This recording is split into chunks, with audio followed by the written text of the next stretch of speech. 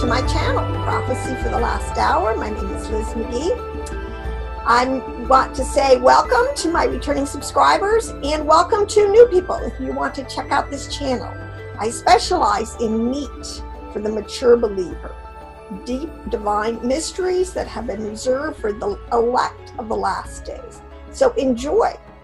I'll see you in the video. Shalom.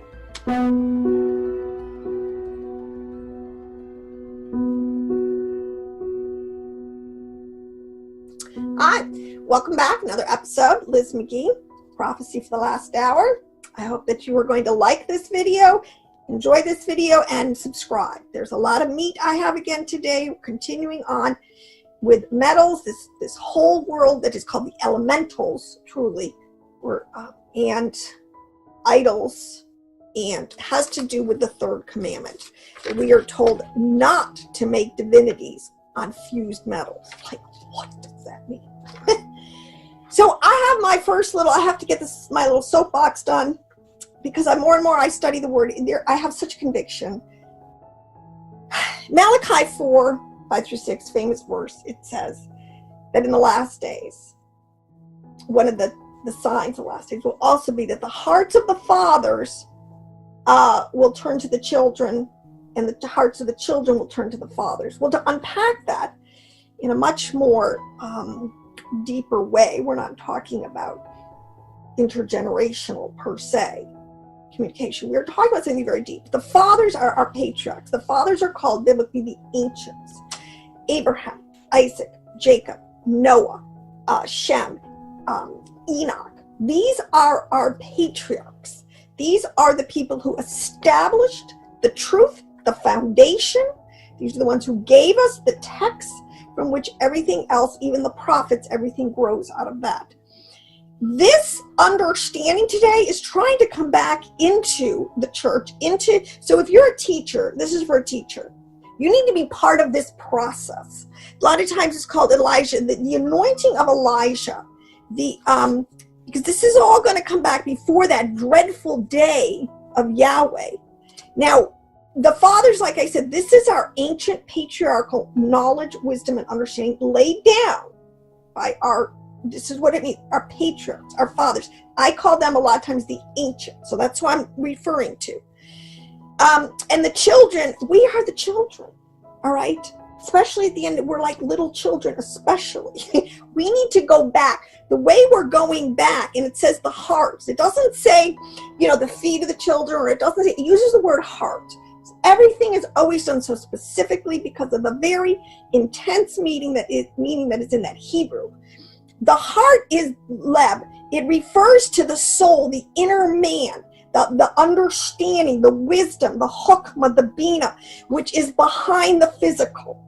So we have to understand, we are talking about getting finally back to the meat of the word, the understanding of sort of what's going on beyond the veil, which we can know, which is in our text, which is all about the keys of the kingdom, which is all about unlocking the encrypted ways, and which is all in Jewish mysticism in the Kabbalah. So that's what I'm saying. If you're a teacher in the Messianic community especially, most Jews are ignorant of their own mystical teachings, and most Christians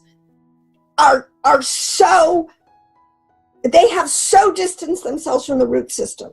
So I'm just like to the point, I just have to say that publicly, that if you truly are kicking against the pricks, kicking against the Jewish mystical Kabbalistic understanding kept by the prophets and sages and the Talmudim of Israel, then you are working against the Ruach. I cannot stress that enough. And you will be part of coming under the curse, coming under this judgment that I'm going to get into now, what it's going to have, because it is a turning back, a returning to our ancient roots, which has never been lost by the remnant of the house of Judah. Now, one of the other things so let's just start with the word, because what I want to do is flush out, again, I'm working on this, because see, we have, and this is what I have to say, is because when I did my research, oh my gosh, I use this program called Bible Hub. I mean, it's basically very basic, but it'll give you the Hebrew word and the number according to Strong's. And Strong's is a great work. There's a lot, that we can do with it. But there is a very fundamental flaw, because it is basically a Christian system of exegesis. They're anti-rabbinic, anti-Judaic, anti-Semitic bent in them is so strong sometimes, and that's why some of the translations are so out of hoyle. This is from their, because I was working this word, which we're going to go into, sochian, Hebrew word, which it's actually a Greek word. We're going to refer back to its Hebrew source. This is what I came up with, where they're talking about that when Paul says don't turn back to the beggarly or the elemental things. They're saying don't go back to your Hebraic roots, which is completely going in the opposite direction of what the Ruach is trying to do today, to bring us back into our Hebraic roots. It says this, our theology, see, so they are totally opposed to any theology or theosophy, because theosophy is the study, put theo, God, in there, all right, of certain Jewish Christian aesthetics, which busied itself with refined and speculative inquiries into the nature and classes of angels, into the ritual of the Mosaic law, and the regulations of Jewish tradition respecting practical life. That, in other words, we should throw this whole baby out with the bathwater, and that is the problem, because we have no clue to the correspondence, to the meaning of why everything led up to them doing what they did, be it temple worship, being, these Jewish Christians aesthetics, let's say the Essenes, our prophets, these Kabbalistic masters. We're going to throw out all this revelation. So I just had to throw that out because it is this anti-rabbinic bias that is still so prevalent in so much Hebrew roots and so much of Christianity today.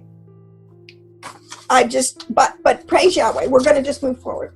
Okay? Because Yahweh moves, so we move with him. So, commandment number 3. Let's just move right into this. We're not to make divinities on fused metals. All right? So for years, that's like, what are they talking about? All right? So it's all coming into, but the problem here again, in the Catholic, in 90% of the discussions on the commandments that you will find, especially coming out of Christian, they leave off all the verses that kind of explain that. So you don't have a context, all right? Deuteronomy 14 through 19 states, and Moshe said, now watch yourselves carefully, all right? And he's referencing, okay, so the Israelites had this whole experience with Yahweh Elohim where he, quote unquote, appeared and spoke to them and gave them, quote unquote, the Torah, all right? Extremely supernatural experience that the world actually is still reeling from today. So watch yourselves carefully, since you did not see any form on the day that Yahweh spoke to you at Horeb from the midst of the fire. Now, these words are so specific to unpack the word form and the word fire, but we'll get there. He says that you do not act corruptly and make a graven image. Graven image is an idol, is a molten metal, is something that is poured out. There's all these words I have that relate. Oh my gosh, I have to grab this. Let's just give this here. You have carved images, graven images, idols, other gods, cast idol, drink offerings. These are all words used in the text to describe this making of any form. All right? You are not to act corruptly and make this graven image or idol for yourselves in the form of any figure, the likeness, either male or female, the likeness of any animal that is in the earth, the likeness of any winged bird that flies in the sky, the likeness of anything that creeps on the ground, the likeness of any fish that is in the water below the earth. Beware not to lift up your eyes to heaven and see the sun, the moon, the stars, all of the hosts, the armies of heaven, and be drawn away and worship them and serve them. These are those whom the Lord God has Yahweh Elohim has allotted to all peoples under the whole heaven. But Yahweh has taken you and brought you out of the iron furnace from Egypt to be a people like his own possession. Now, there's, all right, so let me just say, the point is not to make any divinities on fused metals. Divinities are angels. There have been, and I have a couple playlists in this. You listen to play angels. I have a playlist on Paul and the tutelary angels. We have to understand, because our text, the ancients lived in a world where they understood the creation of Elohim, full of living souls, angelic entities that are his craftsmen or his shepherds. They have many. They're his lords, his servants, his armies, this is a world that is real, that is Hebraic and biblical, and we need to get up to speed. Because, again, see, this is the point. In our world today, the New Age, everybody's repackaging this, and it's like the Christians are the most clueless on the planet. All right, they just want to bury their head in the sand and not deal with this biblically. All right, now, these words what I have to say with Genesis, and let me just try to unpack this quick, because it said, do not make any, you didn't see any form. I was revealing myself to use Yahweh Elohim. You didn't see me as any of these entities, these other, I wasn't a bird to you. I wasn't a beetle. The Egyptians, it says in here, so the oxen, heifers, sheep, goats, lions, dogs, monkeys, cats, ibis, the crane, the hawk, the crocodile, serpents, frogs, flies, scarabaeus, or the beetle, the Nile, the sun, moon, and planets were all objects of Egyptian idolatry, Babylonian idolatry, idolatry of the nations. They were always taking angelic entities that Yahweh had made, and they were sacrificing them, worshiping to them, trying to appease them. And this is a whole history. But what I have to say, it is real. Everything in this creation is a living, breathing being. This is something, and this is what is coming back today with all this whole pagan world. It's not that it's not true. See, this way you can't, it's true. All right. But where do we, as a son of Elohim, how do we view all this? All right. And how is science totally repackaging this to us? Because science is a religion. It's another way, it's another totally religious way of introducing this, because, a rose is still a rose, doesn't matter what you call it. It's only one cosmos Yahweh made. And, we're in Babel, so there's a million different religions that talk about it. Different theological systems, different philosophical systems, but basically the root is it's all the same. All right. And we have to, but my point was there's two words in here, form and likeness. And do not make the likeness of any animal that is on the earth, the likeness of the winged bird. When it says that Yahweh, we, the sons of Adam, the sons of Elohim, are made in the image and likeness of Elohim. And what this is, again, a totally important principle to understand. Image and likeness. Image is the form, and like I said, because everything is the soul. Likeness is the vehicle, the container. And this is a principle that comes all the way down, that Yahweh, he emanates, he manifests, he made a creation. It started very spiritual. It went into this whole world, the astral, the emotional level, the heart, went from the mind into the heart. These are all words. I've been through this, the 5 different worlds of the soul level, the 5 different worlds. But each one is always paired up with a likeness and an image and likeness. The animating principle, the spiritual essence in it, and the actual form or shape that it would take. All right, fundamental principle we have to understand. And we are now, what our texts are really saying there's a couple of verses that refer to, there's so many ways that these things are referred to, all right? And that's part of the confusion why I'm really trying to,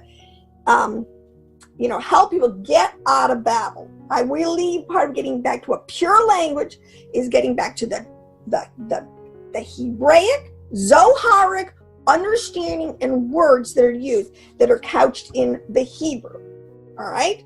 Now, this whole, what I just said, a lot of times is couched in language, especially in the New Testament, as called the four winds of heaven and the four foundations. If you've ever seen it, what are they talking about? Which in the King James, and this one threw me really when I first saw it and started looking it up, the four corners of the earth. Like the earth, and so, you get some of these flatter things, thinking the earth is really square, what are they talking about? No, the four corners is really a word that talks about, it's the four principalities. It's referring to the four lower elemental states of being, essence, and matter. All right, so four winds of heaven, we'll use corners, but really four foundations of the earth.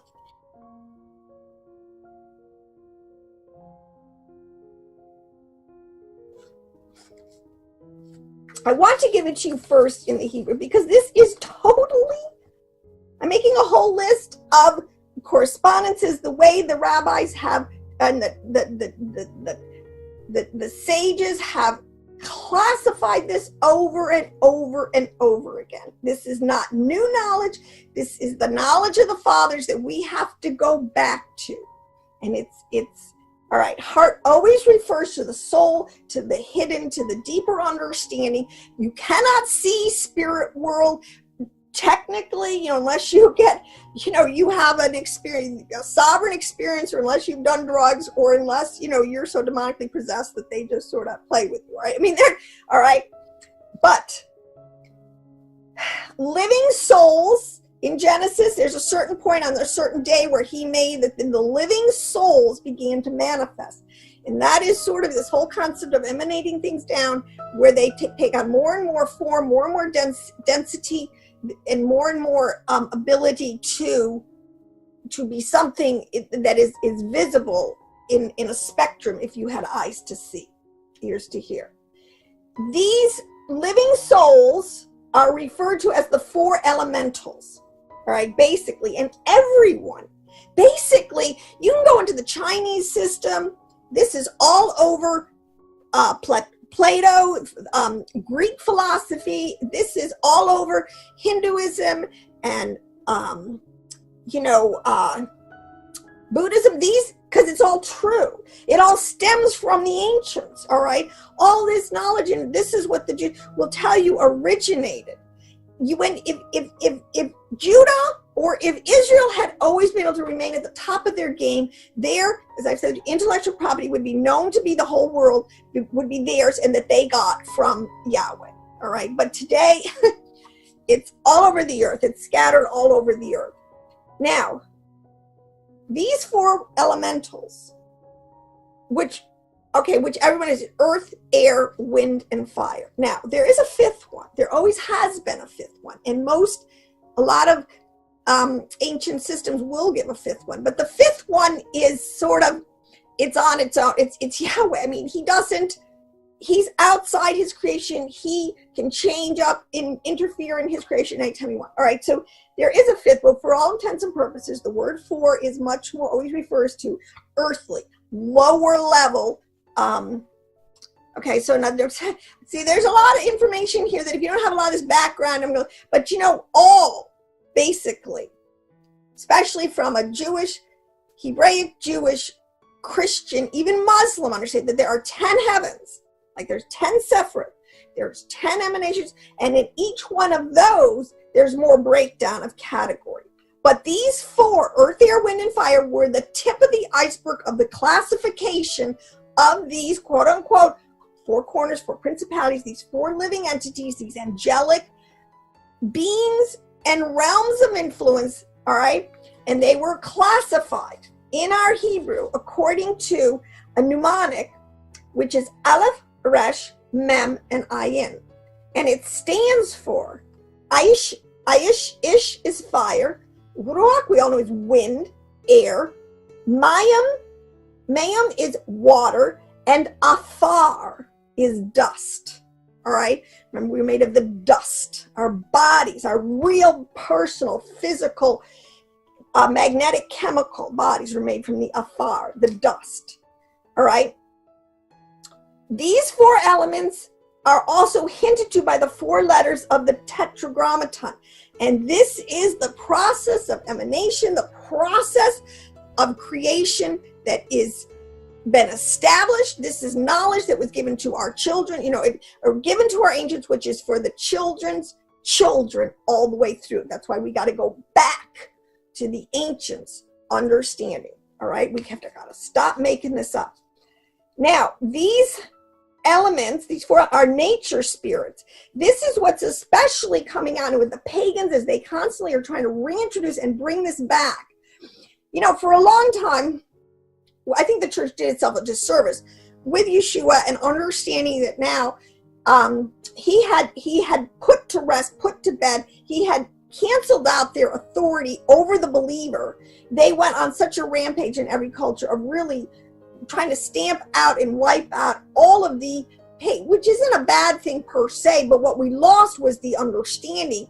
We threw the baby out with the bathwater. So most of our texts, we can't understand what they're talking about because we don't have this, we don't understand the world, the words that the ancients used to describe their world, which is the same one we have today.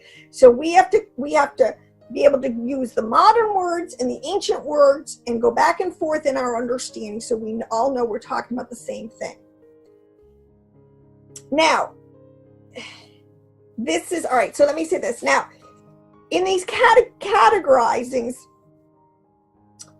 fire, like I said, Aish, is referred to categorically, and I'm making these lists, but I want to give this to you because you will see this level of classification and why, especially on the Tree of Life and the Kabbalistic Tree of Life and the Sephra, there's these classifications that go with these little circles. What do these little circles mean? Well, they have tons of esoteric, which is of the heart, deeper understandings, all right? Fire, Aish, is always referred to as the north, which is always referred to as Gevera on the Tree of Life. It's also always equated with Gabriel. There's always an archangel, all right? And there's always a word sort of describe its movement. It's a wind. It's like it's an air. It's okay. It's not heavy and dense like an earth particle. All right. Okay, so that's fire. East. We lost fire? Okay, so, all right, I'm sorry. So we have another one is water, which is always referred to as the south. And it also, oh my gosh, there's so many classifications. Even the Hebrew, in the Hebrew language, in the letters, there's these things called the Nikadon. Oh gosh, I can't remember the word. Oh, please. Forgive me because I'm not. Oh, I can't remember the word. But these are the little points, the little vowel points, the vowels and the little points that are on the letters. Okay, these are not there for decorative purposes. They have extreme, deep meaning and application. When the sages put those on, they know exactly what they're doing and what information they're transmitting. All right, these things these are the jots and tittles. Okay, they're totally important to the word. So, anyways, water is in the south. Its tittle is Cholam. It's in the right column. It's Hesed, referring to Michael. All right, is the archangel. So what I want to say, there's an archangel, there's a planet, there's a direction. I'm beginning to break down a lot of this stuff. This is how they communicate this information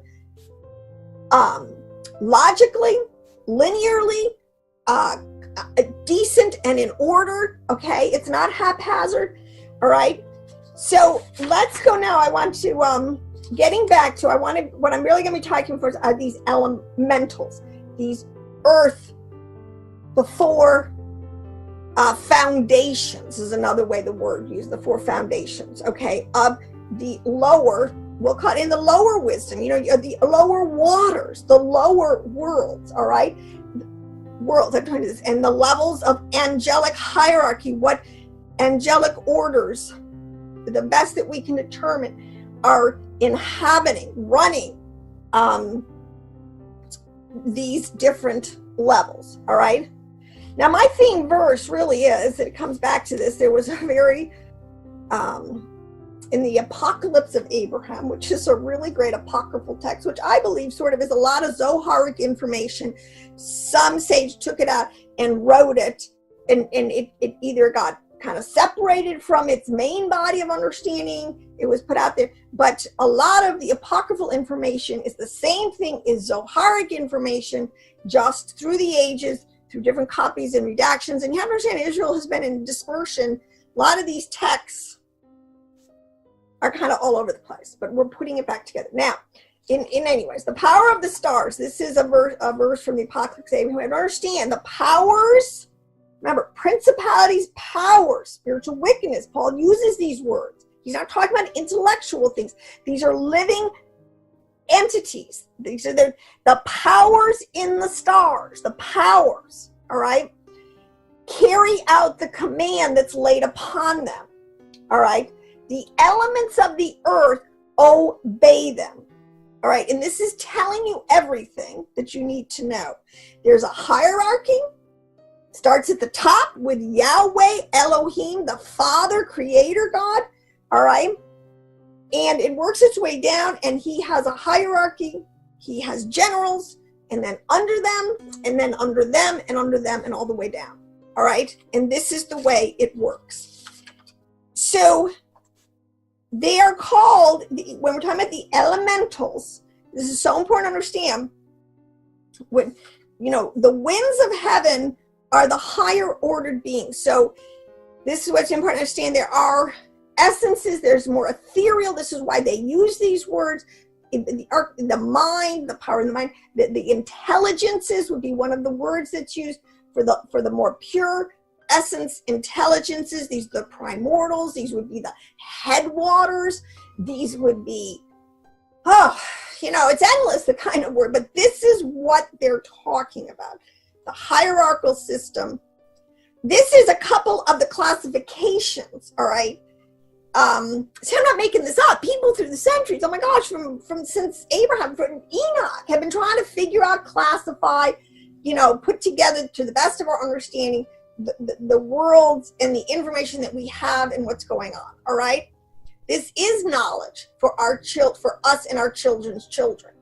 Now, one list would go that there are the invisible Elohims, all right? And this is why, again, it's so important. You have to start with the tree of life.